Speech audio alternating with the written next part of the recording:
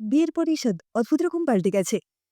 আর 10 জন বিবাহিত পুরুষের মতো পাল্টে যাওয়া নয়, এই জন্য এক অন্যরকম পাল্টে যাওয়া। স্মার্ট সুদর্শন ছেলেটাকে দেখে মনে হলো যেন বয়স এক ধাক্কায় 10 বছর বেড়ে গেছে। কথাবার্তাও কেমন অসংলগ্ন। সবাই বলে যে মেয়েটাকে বিয়ে করেছে তার মধ্যে কোনো একটা ঘাবলা আছে। মেয়েটা কেমন একটু অন্যরকমের অদ্ভুত, রোবট টাইপ। কথা বলে খুব কম, চালচলনেও একটু অন্যরকম। কিন্তু কেউ পরিষ্কার করে বলে না যে অন্যরকম ব্যাপারটা ঠিক কেমন। বড়লোক বাপ-মায়ের ছেলেরা নাকি একটু উচ্ছনে যাওয়া হয়ে থাকে। জীবনে যা কিছু দরকার সব হাতের কাছে পেয়ে যায় বলেই হয়তো বেশি উচ্ছনে যায়। তবে রিশাদকে তেমন বলা যায় না। পড়াশুনো, স্পোর্টস, কেরিয়ার সবকিছুতেই দুর্দান্ত পারফরমেন্স। আর এইসবের সঙ্গে বাপের টাকাকে পুঁজি করে একটার পর একটা মেয়ের সর্বনাশ করে গেছে। রিশাদের নেশা ছিল মেয়ে মানুষ, এবং শেষ পর্যন্ত বিছানায় গিয়ে প্রেমের ইতি ঘটত। এরকম কত মেয়ে যে সর্বনাশ করেছে তার হিসেব মনে হয় ও নিজেও ঠিকঠাক জানে না। ওর পরিবারও ছেলের এই জঘন্য কর্মকাণ্ড সম্পর্কে জানত, কিন্তু নিজেদের ছেলের দোষ আড়াল করে প্রশ্রয় দিত শাসনের বদলে। বন্ধুমহলে রিশাদ খুব গর্বের সঙ্গে মেয়ে ঘটিত ব্যাপার নিয়ে আলোচনা করত। কেউ কেউ খুব আগ্রহ নিয়ে শুনত, আবার কেউ কেউ ওকে বর্জন করা শুরু করলো। কথায় আছে, দুজন বিদ্বান হলেও পরিত্যাজ্য। ঠিক সেই কারণে রিশাদকে আমি বর্জন করেছিলাম।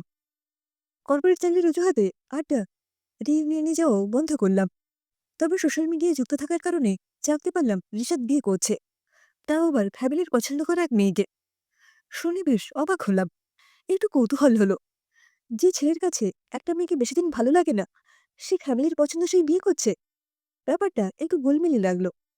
ঋষাদকে ফোন করে জানতে চাইলাম হঠাৎ এমন ডিসিশন নেওয়ার কারণ কি। সত্যি সব ছেড়ে ছড়ে পুরোদস্ত সংসারই হচ্ছে। আমার কথা শুনে ঋষাদ হো হো করে কিছুক্ষণ গলা ফাটিয়ে হেসে বলল, আরে না, এত বছরের অভ্যাসকে সহজে ছাড়া যায়? বিবাহিত পুরুষে তকমাটা লাগাচ্ছি। তাছাড়া জেনারেশন বাড়ানোর একটা ব্যাপার স্যাপার আছে তো নাকি। বুঝে গেলাম যে একটা সহজ সরল মেয়েকে বলির পাঠা বানানো হচ্ছে, যাকে লোকের চোখে স্ত্রী আর উত্তর পুরুষ বানানোর জন্য বৈধতা দেওয়া হচ্ছে। অচেনা অচেনা মেয়েটার জন্য খানিক দুঃখ হলো। ভেবেছিলাম ঋষভের বিয়েতে যাওয়াটা বর্জন করব, কিন্তু বধূদের জোরাজুরিতে যেতেই হলো। ঋষভকে সবসময়ের মতো বিন্দাস দেখা গেল, কিন্তু চমকে উঠলাম মেয়েটাকে দেখে। এত সুন্দর মেয়ে, কবি সাহিত্যিকদের ভাষায় যাকে বলে আগুন সুন্দরী। মহাভারতের ধ্রুপদী সৌন্দর্যের সঙ্গে তুলনা করা যায়। কল্পনায় সোজা সরল একটা মুখ ভাবলেও তা ছিল না। চোখের চাহনি কেমন যেন অন্যরকম, বেশিক্ষণ তাকিয়ে থাকা যায় না। আমার মনে হলো হয়তো আমার চোখেই এমন লাগছে, তাই এ ব্যাপারে কারোর সঙ্গে আলাপ করলাম না। কিন্তু কিছুদিনের মধ্যে কানে এলো ঋষাদের বইয়ের চোখে নাকি বিষ দৃষ্টি। তাকানোর ভঙ্গি মারাত্মক রকম ভয়ানক। অবশ্যই ঋষাদের সঙ্গে দেখা হয়নি, তাই ওর মনোভাবও জানা হয়নি। কিন্তু আজ যখন বিপর্যস্ত ঋষাদের সাথে দেখা হলো, তখন মনে হলো সত্যি একটা কিছু গণ্ডগোল আছে। বিয়ের পর এই প্রথম দেখা। শুকনো মুখাবয়ব, চোখের নিচে বিশ্রী রকম কালি। উস্কো খুস্কো চুলে ঋষাদকে দেখে আমি বিস্মিত গলায় জিজ্ঞেস করলাম, তোকে এমন লাগছে কেন? আমার সাদামাটা প্রশ্নের জবাব দিতে ঋষাদ অনেকটা সময় নিল। উদ্ভ্রান্তের মতো কিছুক্ষণ তাকিয়ে রইল, তারপর বলল, একটা কিছু ঝামেলা আছে বুঝলি। কিসের ঝামেলা? ঋষাদ ইতস্তত করল প্রথমে, তারপর বলল, তোকে বলবো, কিন্তু তুই অন্যদের বলিস না প্লিজ। সবাই হাসির খোরাক বানাবে আমাকে নিয়ে। এই ঋষাদ আমার পরিচিত নয়, এতটা বিচলিত আজ অব্দি কখনো দেখিনি। মেয়ে ঘটিত কেলেঙ্কারিতেও ঋষাদ কখনো বিচলিত ছিল না। হেসে উড়িয়ে দিয়ে বলতো, টাকা ছড়ালে everything is okay bro. Rishad গলা খাদে নামিয়ে বলল, তুই জিনে ভূতে বিশ্বাস করিস? আমি বিস্মিত গলায় বললাম, কি বলছিস? ওই যে লোকে বলে না, জিনের আছাড় না যেন কি। আমি এইসব লোকের মুখেই শুনেছি, সত্যতা জানি না। এবার আমার কাছে ব্যাপারটা কিছুটা পরিষ্কার হলো। ঋষাদ কি তবে ওর বইয়ের ব্যাপারে এইসব ভাবছে? আমার মনে পড়ে যায় বিয়ের অনুষ্ঠানে সেই চোখ দুটোর কথা। আমি ঋষাদকে জিজ্ঞেস করলাম, তোর বইয়ের কি এমন কোনো সমস্যা আছে যার জন্য তুই এইসব ভাবছিস? ঋষাদ হাউমাউ করে কেঁদে উঠল, কান্নার মধ্যে বলতে লাগলো, আমার জীবনটা ওলটপালট হয়ে গেছে, একদম শেষ হয়ে গেছে। ঋষাদের ভাষ্যমতো ওর বউ স্বাভাবিক মানুষ নয়। বিয়ে রাতে প্রথম সেটা টের পেয়েছে। অন্তরঙ্গ মুহূর্তে প্রথম টের পেল শরীর থেকে বিশ্রী রকমের পুরো গন্ধ আসছে। তারপর থেকে আতঙ্কিত ঋষাদ বইয়ের দিকে তাকাতে পর্যন্ত ভয় পায়। কয়েকদিনের মধ্যে আরেকটা রহস্য উদ্ঘাটন করে, মেয়েটা নাকি অন্ধকারে স্পষ্ট দেখতে পায়। বাড়ির লোক সেই ভয়ে তটস্থ থাকে। আমি রিশাদের ব্যাপারটা মাথা থেকে কিছুতেই বের করতে পারছিলাম না। ছেলেটা সবকিছু থেকে গুটিয়ে নিয়েছে নিজেকে। এরপর কানে এলো যে ওদের বাড়িতে অথৎসব ঘটনা ঘটছে। রিশাদের এক আত্মীয়া ওর মায়ের কাছে বইয়ের নিন্দা করেছিল। দেখা গেল তার মুখ বাঁকা হয়ে গেছে।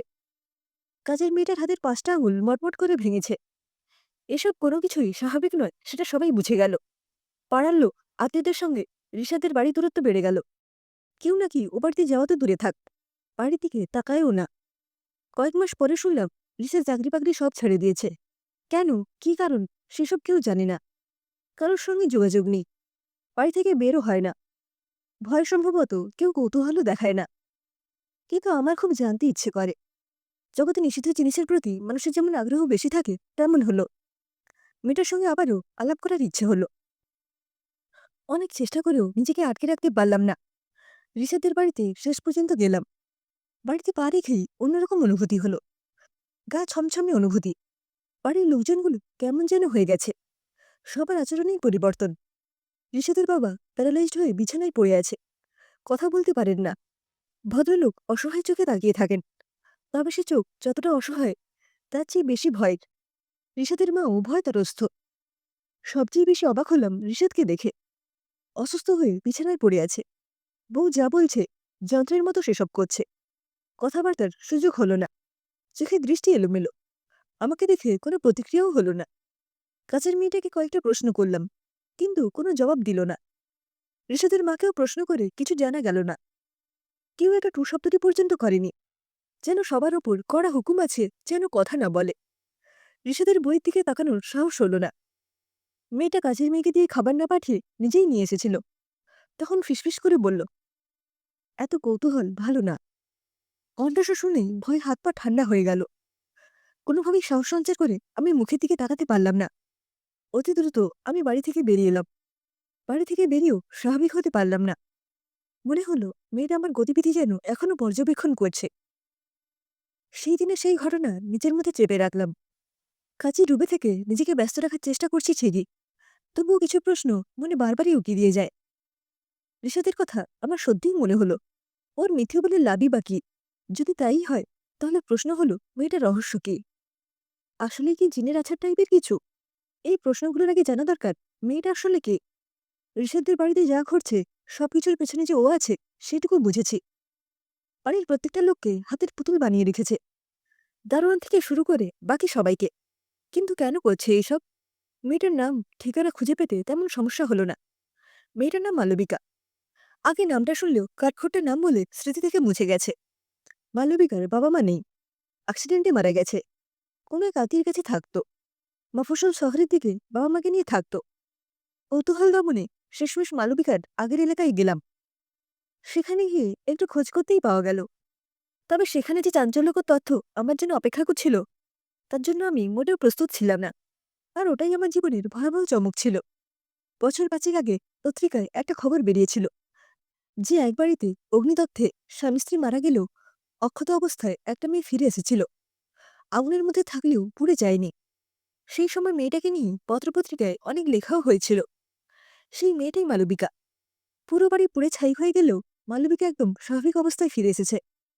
অনেকেই ভাবে অলৌকিক ক্ষমতা বলে ফিরে এসেছে। কিন্তু প্রশ্ন হলো, যদি অলৌকিক ক্ষমতা থাকতোই, তাহলে বাবা মাকে কেন বাঁচালো না? ঋষাদের সঙ্গেই বা শত্রুতা কিসের? ঋষাদ কি মালবিকার এই সত্যিটা জেনে বিয়ে করেছিল, নাকি ওই সময়ের পত্রিকায় ছবি ছাপা হয়নি বলে বুঝতে পারিনি? মালবিকার ওই আত্মীয়দের খুঁজেও গিয়েছিলাম, কিন্তু তাদের পাওয়া যায়নি।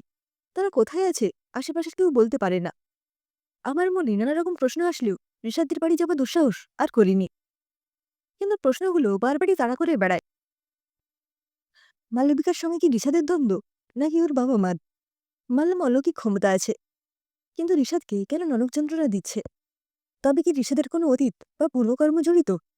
মালবিকার কোনো বোন নেই, পরিচিত কারোর সাথে ঋষাদের সম্পর্ক ছিল যেটা শোধ নিচ্ছে।